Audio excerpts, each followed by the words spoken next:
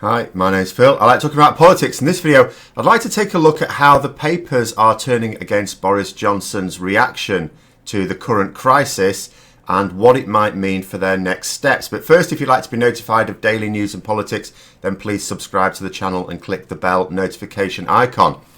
So, Boris Johnson is in fairly uncharted territory here. There are always some newspapers that will not be aligned with the right wing, who will, of course, attack Boris Johnson for what he's been doing. They've been consistently doing that. But there are other ones that would also consistently back him as well.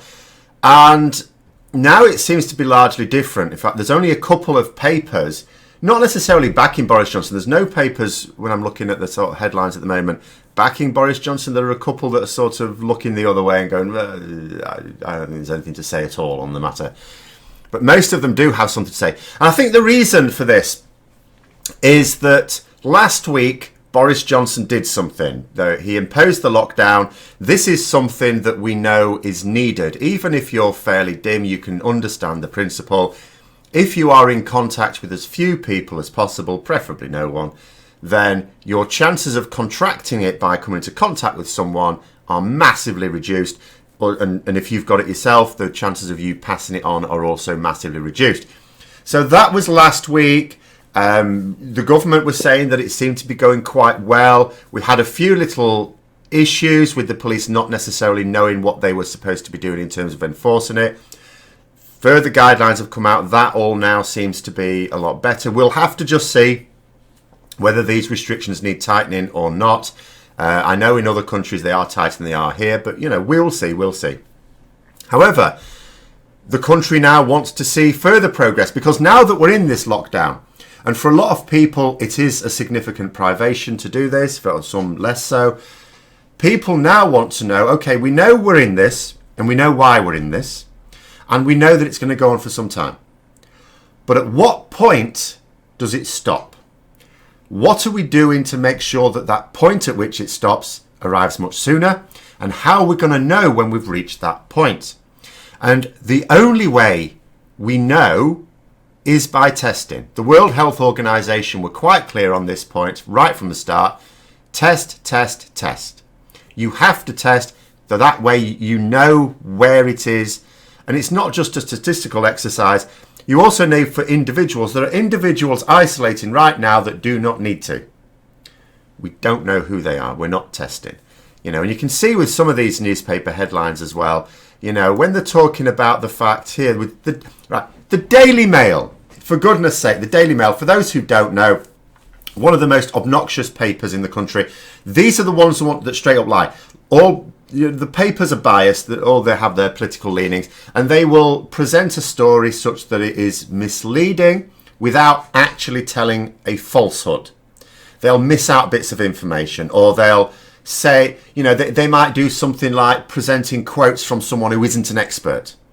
Mrs. Miggins down the street says this. People go, oh, I think that too. The usual tricks, which is still, not a way to present objective journalism, but they're not outright lying. The Daily Mail is one of those papers that will just outright lie. They don't care. They don't give a monkeys. Even they have turned.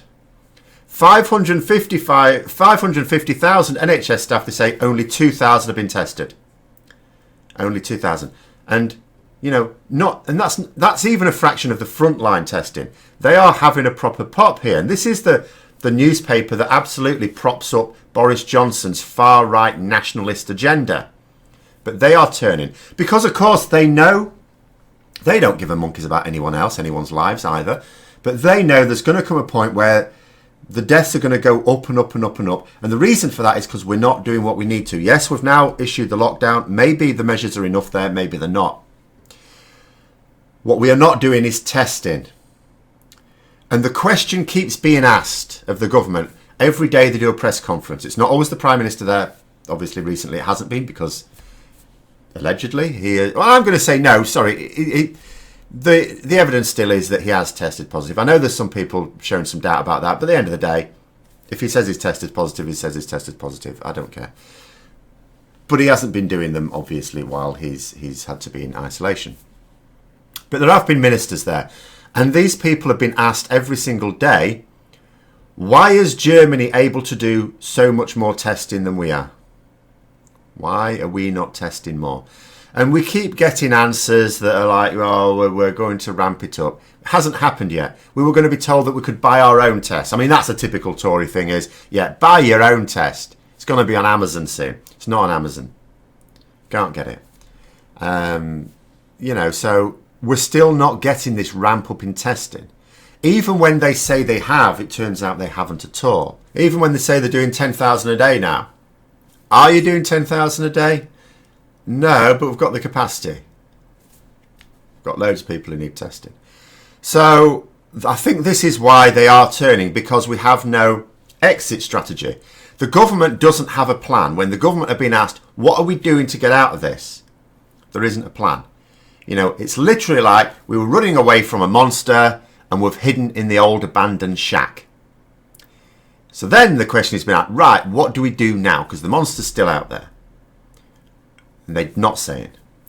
And the fact that they're not saying, when we know what the answer is, it's not that it's a difficult problem to solve. It's not that the UK is on its own here trying to come up with a solution to a new unexpected problem. No.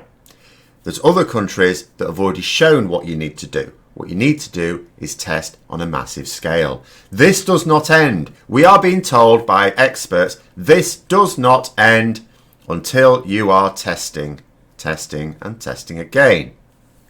We know that that is the exit strategy. The government are not doing it. That is why they're not able to say what their plan is. But now people are thinking, hang on a minute, this is going to go on indefinitely. This new pattern to our lives is going to go on indefinitely.